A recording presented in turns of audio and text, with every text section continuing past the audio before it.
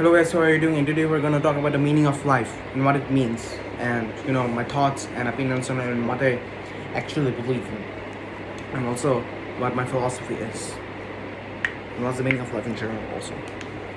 And before I start this video, I have to make you know that um, you don't have to be normal. You can be abnormal. You can have your own thoughts. You can have your own creations. If you want to fit in the society, I don't judge. I don't judge at all what people want to do. You can fit in the society if you want, but if you want to think outside the box, if you want to expand your mind, if you don't want to limit your mind to this belief of your religion, or looking into different, or looking or limiting on the things that we look at, your life experiences and the qualities of your work and the qualities of life in general. If you don't want to limit that, then you have to think outside the box, and then you have to think outside the box, okay? And it will crazily expand your mind, and it will make you be destined to what you be. No, it will make you destined to what you actually want to be. All right, to be, to do is to be. Okay, that's my maxim. To do is to be, and to be is to do. Always remember that shit.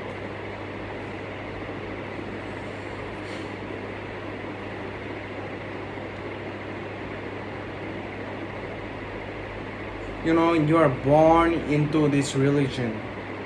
You're born into these things. You're born into what society calls what you should live by, what society calls what you should live by. I mean, the restrictions, the conditions, the things you must do or have that you need to live. You have to work very hard. You have to be a very strong man. You have to work 9 to 5, and by that logic, most people are depressed. And understand why? Because our society is just wrong, bro. I feel like if you are not against society, you are not living your life to the fullest. You're not experiencing life's true potential. You're not seeking out all of these adventures. I mean, what good is a 9 to 5 life if you are just working all day, and when you get back from home, you're just resting, doing basically nothing, becoming bored. That's not a very fulfilling life. If we were just made to be robots, then I guess I feel like you should just commit by then, because what good is life without its adventures? What good is life without its drugs? It's basically nothing. It doesn't mean that you should do drugs, you should do all of these, you should dabble into alcohol, you should dabble into gambling, because it is gonna become a loss in the long term. That's why I like Epicureanism. It makes you very happy, but not to the degree that in the long term it will have major consequences. So yeah, you should think outside the box more, and stop being in this and stop being inside the box around all of these people, around all of the beliefs which you supposedly have to follow by. You have to just expand your mind more and expose yourself to more things and see what works out for you. Okay, now with that out of the way, we can finally explain the meaning of our life. Now we can explain the meaning of our lives in 3 ways: theologically, biologically, and philosophically. Now theologically means religiously. our life's purpose is to just praise God, go to heaven, live a good life, uh, work hard. And I'm like, what if God is a scam? What if it is just, all of this is just make believe? What if you were just born into it?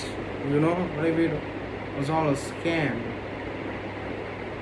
Like that low key frightens me. That's why I just don't, I'm really indifferent towards it. I guess you could say that. And another one is biologically. Now our biological purpose is to reproduce. But I don't know, like, I'm also not that big of a fan of this view, because what good is reproduction if the children themselves have no value? What is the purpose of the children? To reproduce more, but what is the purpose of their children?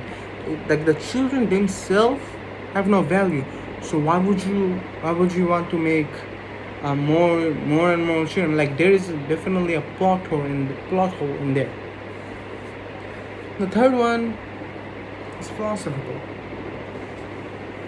And this may be a controversial opinion, but I feel like philosophically, in its base, like solely, no thoughts added, I feel like life is utterly meaningless, because we have like no fixed direction, we have no fixed thing we should do, we should achieve, we should go towards. And you could argue that, yeah, these people are telling me what to do, what to say, how to live, but these people are as blinded as you are, and that's the crazy part. So you can't even listen to the people. So life is meaningless in its base, but you can evaluate it, and you can make it so that you have a certain goal you want to achieve. You have like a certain something you want to achieve, and that theory is called nihilism. Now, what is absurdism? Now, absurdism is the theory that we should, enjoy life in the present, like enjoy the things in the present, like a flower, like doing your homework, remembering things, and not look at the things in the grand scheme, not look at it in its totality, just look at it in the moment. That's all. And I feel like these two, for me, are the best contenders for the meaning of life. And you can argue for stoicism, hedonism. Okay, there is another philosophy which and this is the philosophy which I actually live by, and that is Epicureanism. Now, Epicureanism tells us that we should seek pleasure, but not to the extent that it just destroys us, and it has disastrous consequences in the long term. Now, Epicureanism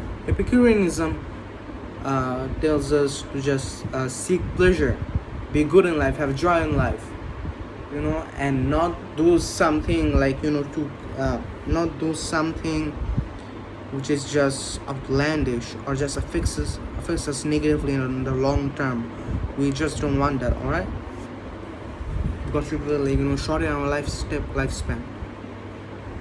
And hedonism is it's like a counterpart to that, in the sense that it tells us that we should only seek life for pleasure. Like drinking alcohol doing drugs gives us pleasure, but that's obviously we should avoid that. obviously, because it just affects us in the long term, and it also has disastrous consequences. Like, sitting, uh, like, seeing the view of nature, hearing the humming of the hummingbirds. Yeah, and that's the philosophy I live by, because life is utterly meaningless. Why don't we make the best out of our short life? Why don't we just do it? And this is a bonus. And my brother's brother's view of life is to get rich or die trying. But in the process of getting rich, there is going to be a lot of hardship, and hardship is bad because hardship equals to suffering, and suffering is obviously bad. And the more you suffer, the less fast time goes. Okay, so that's gonna feel like eternity. That's probably in my mind, at least.